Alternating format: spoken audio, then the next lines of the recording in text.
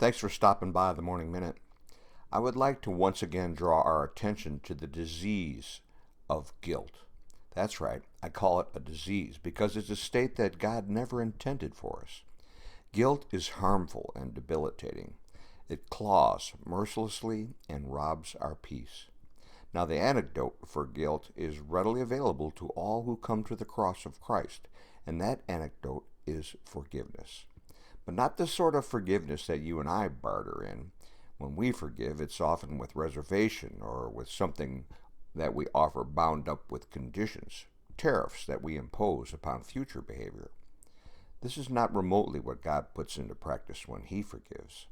The Lord proclaims through the prophet Isaiah, "I have formed you, you are my servant.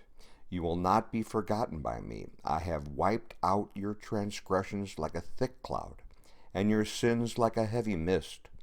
Return to me, for I have redeemed you. Shout for joy, O heavens, for the Lord has done it."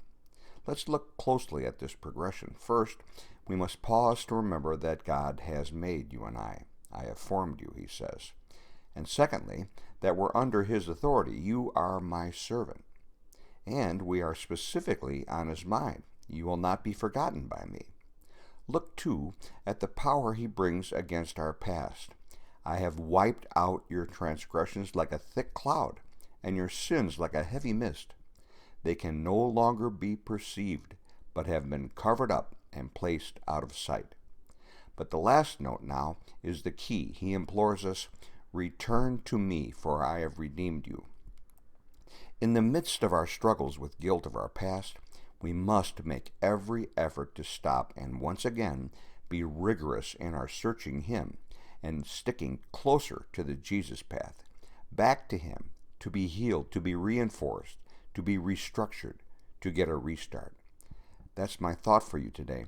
Don't give up on God. He has forgiven you. Your past it does not define who you are, but Jesus defines who you are. Thanks for tuning in. May the Lord bless you as you go.